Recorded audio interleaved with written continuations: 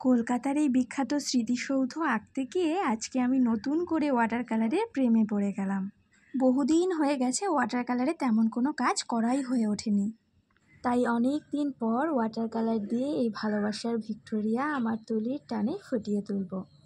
বাড়ির অনেকটা কাছে হওয়ায় ভিক্টোরিয়া প্রায়ই যাওয়া হয়ে থাকে, কিন্তু কখনো ভিক্টোরিয়া আঁকবো এটা ভাবিইনি।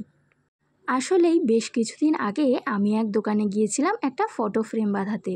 তখন সেই দোকানেই দেখি ভিক্টোরিয়ার একটা বড় ছবি ফ্রেম করে লাগানো। কী যে অপূর্ব দেখতে লাগছিল, তখনই মনে মনে ভেবেছিলাম এরকমই সেম একটা ছবি আমিও বাড়িতে গিয়ে ড্র করব।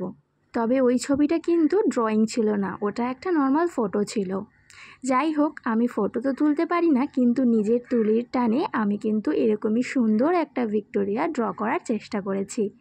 ছবিটাকে আরও বেশি সুন্দর করে ফুটিয়ে তোলার জন্য আর একটা রিয়েলিস্টিক ভাবনার জন্য ভিক্টোরিয়ার সামনে যে জলের সেতুগুলো রয়েছে ছোট ছোট, সেইগুলোর মধ্যে ভিক্টোরিয়ার অপোজিট সাইডে ছায়া তৈরি করেছি। আর সেই ছায়াটা তৈরি করার জন্য জলের কালারটা হালকা ব্রাউন টাইপের হয়, তাই দেখো কীরকম ব্রাউন টাইপেরই একটা শেড কিন্তু আমি তৈরি করেছি জলের উপরে। ছোট ছোট গাছপালারও শেড দিয়েছি।